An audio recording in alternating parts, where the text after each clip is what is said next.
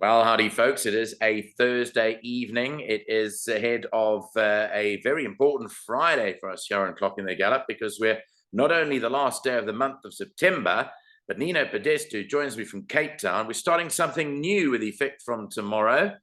And it's something called the Direct Line, where all of us gather together as a team and we give our joint selections to the people that come on board. And they've come in their droves in the last 48 hours, but there's still a good amount of time for people to get involved if they haven't already. Evening. Hi, good evening, Nico. Hopefully, they still got time to get involved, haven't they? Absolutely. This look, the longer you leave it, the more you're going to pay for the information.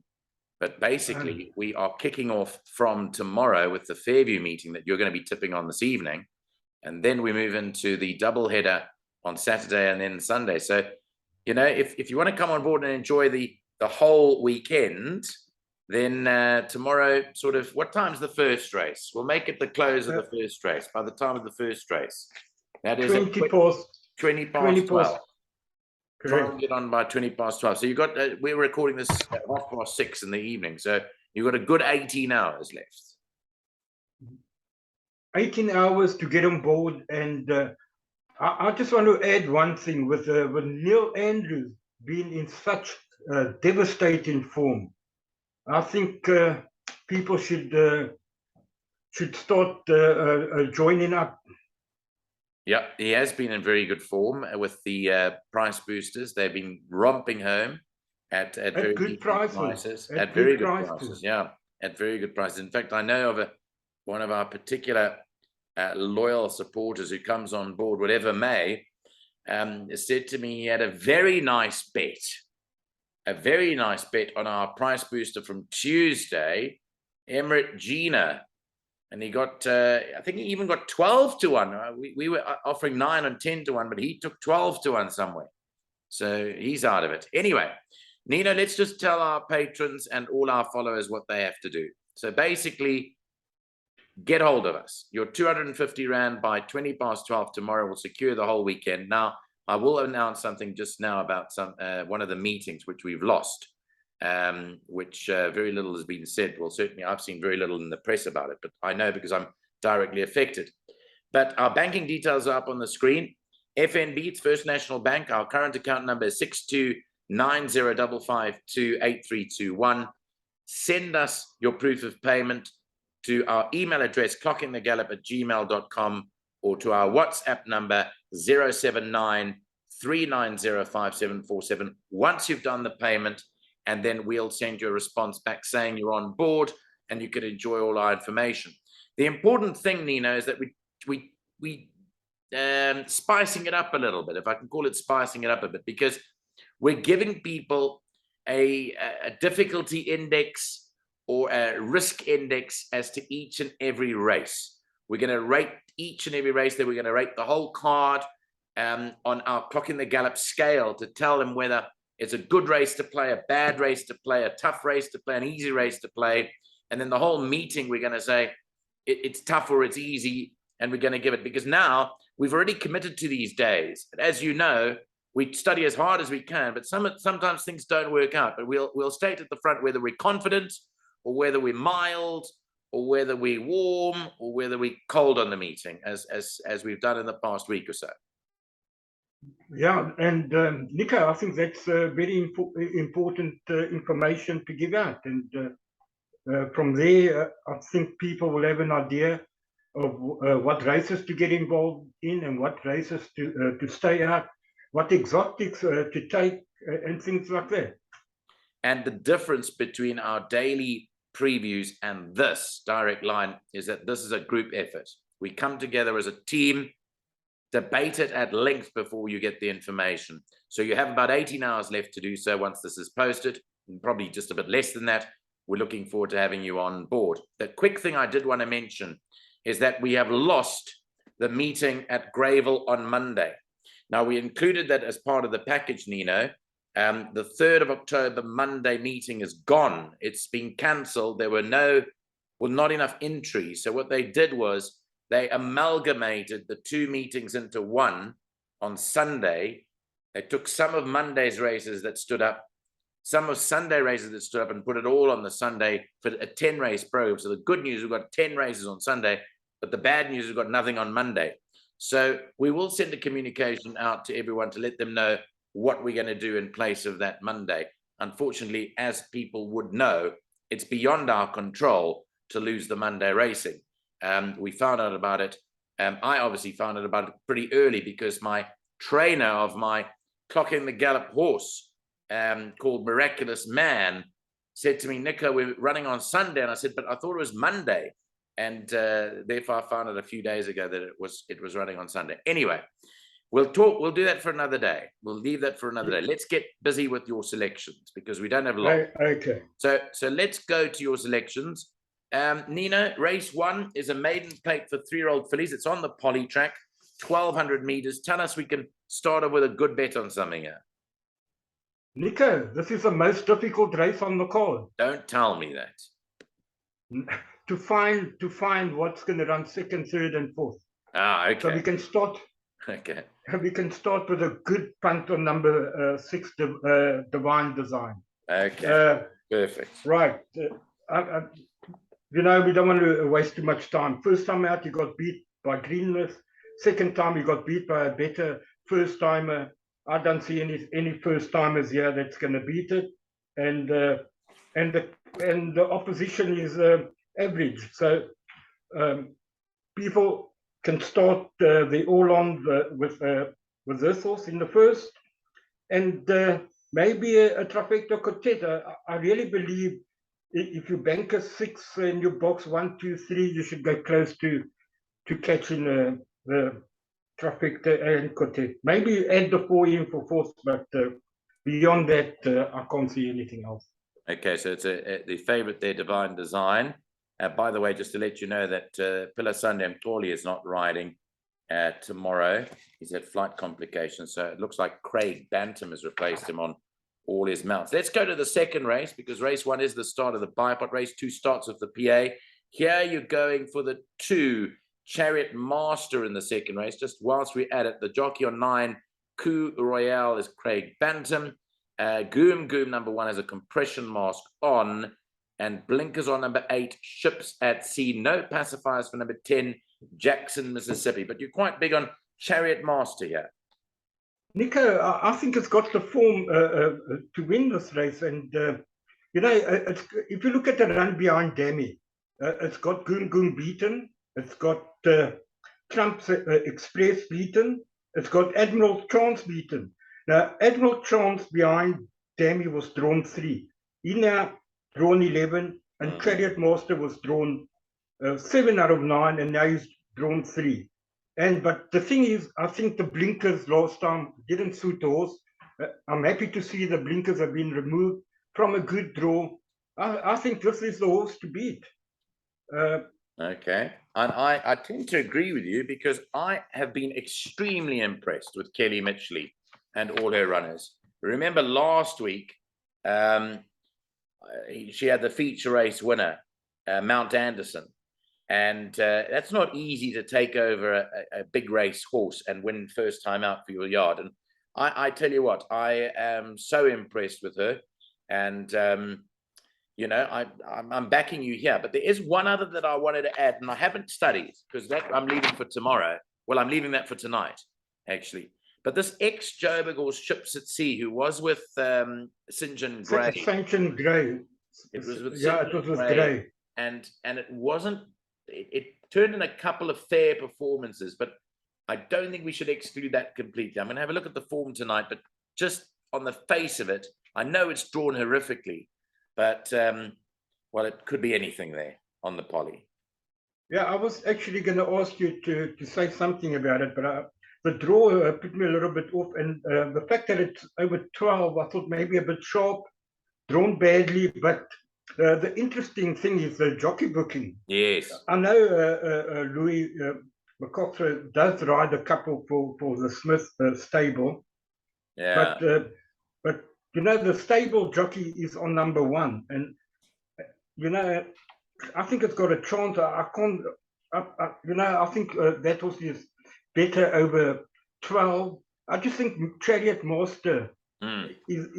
is the one in this race, but it is beyond that a bit tricky. Like I said, Admiral Chance, I know they fancy that, but he's got a couple of things against him compared to Chariot Master. He's got the worst draw now, and he was beaten like 5 lengths. So he should be held by Chariot Master. Trump Express as well, but Ships at Sea could be the lurker in the pack. Okay, let's move on to the third start of the pick six at 1. Number 12, Irish Sears, Donald Bohola Boiler's ride. And number 14, Silver Celebrity is Craig Bantam. And number 1, Euphoric. No, there's no change on that. Blinkers on number 4, Fearless Kitty. So blinkers on the 4, Fearless Kitty here.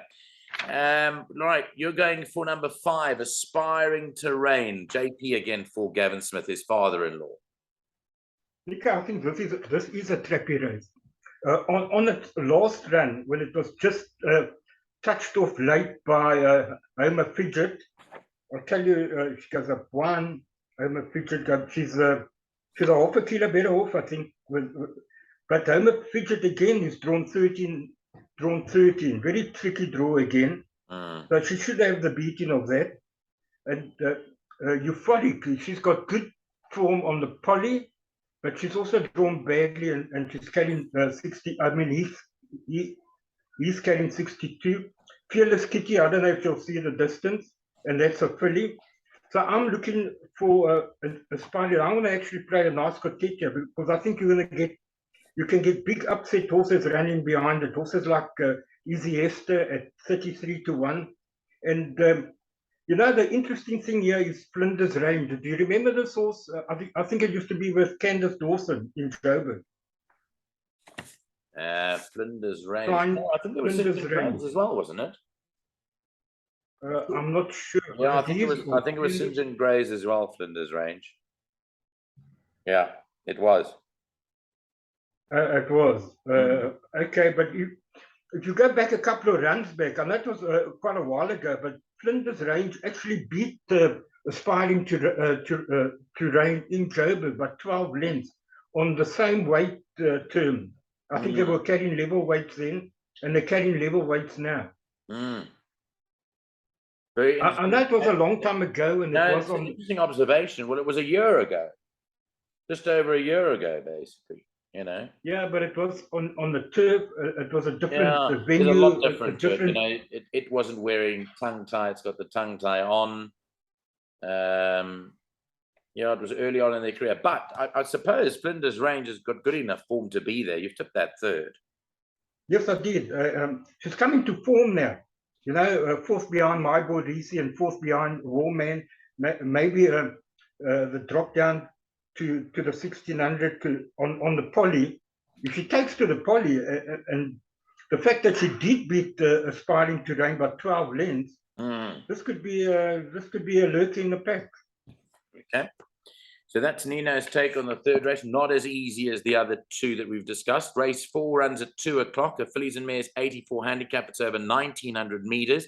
Let's look at any changes in the 4th race. No changes to report here. It looks all clear. And number 5 is your top choice. Now, this is your value bet for the day, Princess of Fire. Nico, I was just thinking this small field, she loves the poly, this horse. And the 1900, I think it's going to be right up her alley. She's only carrying 55.5, and she's getting 5.5 kilos from a horse that I got serious doubts over the distance, Go Lightly. I think Go Lightly is better over 16. So, you know, this could be a nice value bet at 10, 12 to 1. I just cannot believe that price. She ran 2nd to Blue Azure, carrying 61 kilos, dropping a nice galloping weight. She could be a runner. Heartsease won very well last time out, beating Princess Khaleesi, and she has won on the Grable Poly over the course and distance. I mean, over the same distance that she's running tomorrow. But that's got to be respected. Ideal Angel can never be discounted with Louis McCoxwell up. And then after I studied, I looked at the horse, Anatura. Yes. You know, we have to say a word because our boy in PE. That's one of his horses, isn't it? Yes, it Oh, is. MX. But the other thing is, look at the jockey strike there. Jockey strike? That is of biblical proportions that Museum is Exactly. getting on that horse. And I think I actually made a mistake by not tipping it. I think that's got to go into all bets. Yeah. And if you have a look at 3 runs back, course and distance, 61 kilos, she beat Corner. Yeah, the but times she are beat a not much, bad. yeah, she beat a much weaker field though, you know. She did. That was a 68. Yeah, it was. Yeah. That's the thing. I don't know if she's quite in this kind of class of she's this probably company, up but against it in terms of class. I did like the horse that you picked, Prince of Fire, because as you say, she loves this course and distance. And she's got an in-form Munger on from a good draw. Ideal Angel, I also believe, you know, with, I mean, how strong is Louis? And how good is that Kotson stable? I mean, I know that Sharon and her husband Greg, well, Greg's a huge supporter of Clock in the Gallop. He tells me all the time, he watches it. And in fact, if sometimes we don't post a video, Greg's on the phone saying, what happened to you people? Where is your video? And what's going on, you know? And I know they're very big supporters of ours. So I'm so happy that they're having lots and lots of winners. And they've been backed too. They've been backed heavily.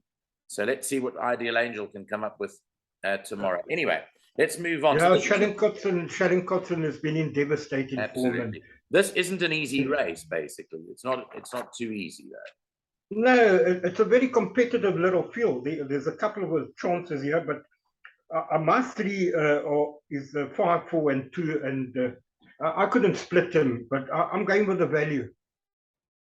Okay, let's move on to race 5, and that is off at 25 to 3. It's a classified stakes over the 2,200 meter trip. And here you're in with another number 5, Keeping the Peace. Now, once upon a Thursday, I think it was, we went for this horse as our price booster. I'm going back more than a year when we tipped it at 20 to 1 when it won at Turffontein, and it brought the house down. I think she's got to have a chance here, but so too Wildest Dreams, who's been very consistent. Yeah, I think Alan Greep's got the key to this race, and I like both of them. I could have split them. I know Richard Police taken the ride on Wildest Dreams, but the problem is that Wildest Dreams has never won on the Poly. She's run good races on the Poly, but she hasn't yet won on the Poly. And I think she's better on the turf. But, you know, Nico, I've been waiting for Keeping the Peace since it came to PE. I've been waiting for it to go over a bit of over a bit of ground. And she's getting the 2-2 tomorrow. I think she's a runner. Yeah. Obviously, you got to give mention to Crafty Heart. He beat Wildest Dream last time, but again, I don't know, the Master Craftsman going 2-2. I don't know if he'll stay the extra 300 meters. And Humble Tune, you want to say something about Humble Yeah, well, Tune? that's interesting. I mean, straight after its last run, I heard it was moving down there. I don't know whether horses take a bit of acclimatizing to do there. They put it, obviously, they've been wanting to go a bit of a trip with this horse. I would adopt a wait and see approach, to be honest, to find out how he's going to go. But remember, classified stakes, the fillies and mares have a nice weight pull over this sort of trip. And therefore, the horses you've mentioned, all those horses, that first, second, and third, are all mares. So they enjoy a significant weight advantage in this field. But yeah, okay, 5, 4, 8, and then the 1 Humble Tune as well. Nino, we're rushing it along a bit because we don't have much time left. Race 6 is at 10 past 3. It's a merit rated 80 handicap. It's a sprint 1,000 meters, but being on the Poly, it is around the turn.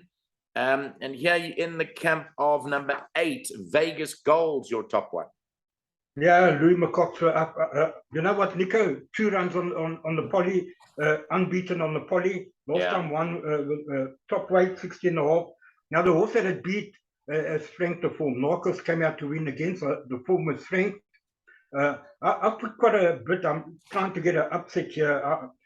Savannah Winter's got a chance. Redberry. I think Richard Foley has taken the wrong mount. I think I prefer Savannah Winter to Redberry. But the lurker in the pack, it's just that the stable hasn't had a winner in 38 days, and that's Zitzman Westhuizen. Storm Chaser got the blinkers on, 20 to 1. I think that's that could be the joker in the pack.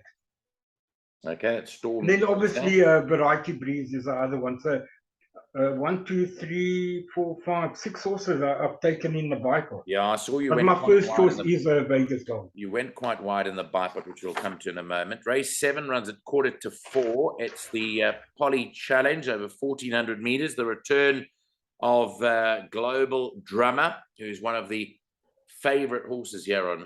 We've got I mean, we do have a long list of favorite horses in our centers, but JP rides it now. JP's back aboard it. He rode it 2 runs back, and he rode it to win 4 runs back. But you think it's going to be back in that winner's box now? I think so, Nico. Have a look at the stats. 3 runs over the Poly 14, 3 wins, unbeaten over course and distance. Yeah. Last time out, Zuma rode it. You know, this is a big horse, and I think it's had like 7, 8 different jockeys on top of it, and they can all. You know, it's such an easy horse to ride. Goes to the front, and he just basically stays there.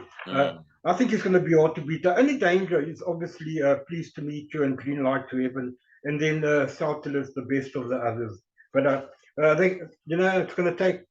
I think Global Dumb is going to resume his winning ways tomorrow. Hard to believe that its last one was over 6 months ago, in March. Global Drummer, but I think you might be well right. I mean, three runs, Fairview, Poly, 1,400, 3 wins. Unbeaten. Yeah, I think that's the right horse, and we'll be cheering for Vicky Viramutu and Global Drummer again tomorrow. Yeah, I think we're all in on that. The last race of the day runs at 4:20. It's a merit-rated 66 handicap, another sprint over 1,200 meters. For some reason, I've forgotten to give some changes to you. I did tell you that Craig Bantam was riding for Pillar Sunday, but I didn't tell you that in this last race, yet a compression mask goes on number 4, Liddell's Echo. The rest are insignificant changes. But the last of the day, number 1, Soweto Rose is your top choice. Yeah, it's got to be. She's taken on much stronger. She ran 4th behind Bold Resolve last time out. Much stronger than this. And I think the only danger is maybe Jaguar Cat. I like the booking of Muzieni, drawn 3. Oh, yes. Forget the last run on the turf. Loves the Poly. I think that could be the danger. And obviously, Victory of Dubai. I know he's only just won a maiden, but it was with the blinkers on for the first time. I see the blinkers stay on. So I make it between those 3. 1, 9, and 2. I'm just looking at the run on the 17th of June. I'm doing my studying live on air. But the run on the 17th of June, Soweto Rose 1, carrying 52.5. It's up 8 kilos. Jaguar Cat is up 5. And it was beaten comprehensively by 5 1/4 lengths. But there's a massive change in difference in the rider. Again, the Muzieni strike there is significant, and I like the thinking of putting that second, the 9 Jaguar Cat, because we've picked out 2 horses that Yeni's riding tomorrow. Muzi across the Yeni that's riding tomorrow, and the 2 of them have both got chances. Jaguar Cat in race 8, and the other one is Anatura in race 4. Right, Nino, let's go to your selections in terms of your bipod numbers. I'd like you to read out the bipod numbers, and then we'll wrap it up by giving the best and the value bet for the day. Just whilst we go to that, again, a reminder that you can come on board our direct line. We're looking forward to having you on board that. Certainly going to be very exciting for all of us to show you what we're worth here on Clock in the Gallop. Yeah, Nino, 216 Rand. You want to run through it? Yeah, okay, Nico. My bipod is first leg, obviously, banker in number 6, Divine Design. Second leg, I'm putting in 1, Goom Goom, 2, Chariot Master, and number 6, Admiral Chance. Then I'm banking in Aspiring Terrain, number 5. The next leg, I'm putting in 2, Ideal Angel, 4, Heartsea is 5, Princess of Fire, and I would like to add number 6, which is Anatura. Am I right? In the right race? Yeah. The next race, I'm putting in 1 Humble Tune, just in case. 4 Wildest Dreams, 5 Keeping the Peace, and number 8 Crafty Heart. And the last leg, 6 also. Gee, maybe I should cut that down a bit. But anyway, 1 Rock Garden, 2 Savannah Winter, 3 Redberry, 4 Storm Chaser, 5 Variety Breeze, and 8 Vegas Gold. I don't want to go out the last leg. Yeah, I mean, people often go out the last leg, and it's infuriating, but that's what happens in horse racing. You can't predict what's going to happen. Best bet of the day, just confirmation that Global Drummer, after 6 months not being in the winners enclosure, Nino's tipping that as the best of the day at 16-10. And the value bet for the day at a huge price is Princess of Fire, race 4, number 5, Princess of Fire at 16-1. I'm sure we're going to have a price booster. I just have an inkling that Mr. Andrews will have something up his sleeve after today's one came a bit unstuck. But you know, when you're tipping them at 18 and 20 and 16 and 12-1, you can afford to let the odd one go. And that has gained a lot of traction, our price booster, which is only available on our Twitter handle. By the way, if you're looking for our price booster, I get a lot of queries about where to find the price booster. Well, unfortunately, it's only on Twitter. We'll find different ways of communicating, but our price boosters are only on Twitter. What is available to you, though, and very soon, is all our team's selections for Friday, Saturday, Sunday, and unfortunately not Monday, as you heard earlier, because Monday racing has basically been cancelled and taken off the board. So we're ready to give you all those selections. Nino, before you go, just a few minutes of show left. Apart from us having a lot of time together on telephone calls and video calls in the next 4 days, which I'm looking forward to, the Durbanville card, you might have had a squeaking look. Have you looked at that yet? Yes, Saturday? I did. And, I mean, racing in Cape Town seems to have been revived. I mean, it seems to... It has. It looks like Justin Vermaak and Greg Boortz are doing an excellent job in bringing the people back to the race course. And that augurs well for the racing industry. And obviously, the return of Shane Sonnet on Saturday will attract even more. That's right. She was beaten a couple of times by the best filly in the country, Captain Ransom. I just don't know if the Durbanville track is going to suit her, but she's got to be a big runner. And the horse that I do like on the card, I think will win, is a horse called Trip to Fortune. Yeah, Trip of Fortune. Yeah. Trip of Fortune. Yeah. Yeah, I see Cosmic Highway also in that race. I'm just looking now, Pomp and Power. It's a very, very good field. I think Pomp and Power might just need the run, and I don't think she's going to be suited to the 1400 at Durbanville. Cosmic Highway, I think, is drawn 10. Yeah. I also believe he's better up the straight. So, you know, I think Trip of Fortune is the one to beat. Okay, well, no doubt there's a lot of water to flow under the bridge in terms of the discussions amongst the team. Those battles will take place behind closed doors. We don't want anyone to know what we're tipping on Clock in the Gallop, and certainly we only want those people who pay to get all the information from us. But we're very happy to share our information, as people know, out in the marketplace there on a daily basis. We've been doing that for 2.5 years, and it's been an absolute pleasure being on this ride. Well, Nino, thanks for joining us. Great pleasure seeing you, and we'll catch up again soon. All the best with your selections for the Fairview meeting tomorrow. Thank you, Nico. Pleasure to be here. Always a pleasure. I know that. And Nino is going to leave us now. But just remember, we do have on the road with MX tomorrow. We're going to be speaking to him tomorrow morning, and he'll be telling us what he likes from the comforts of his car, and he'll be able to tell us as well. Always looking forward to MX. I love the guy. Yeah, absolutely, he's a fantastic character, and you know, I've been singing his praises ever since I met him. But he's definitely a very bubbly guy, and one day we'll all get to go to pee, and we'll all sit in the same car as him and have a good old laugh, won't we? Can't wait. Can't wait for that. Okay, Nino, thanks very much. Have a great weekend.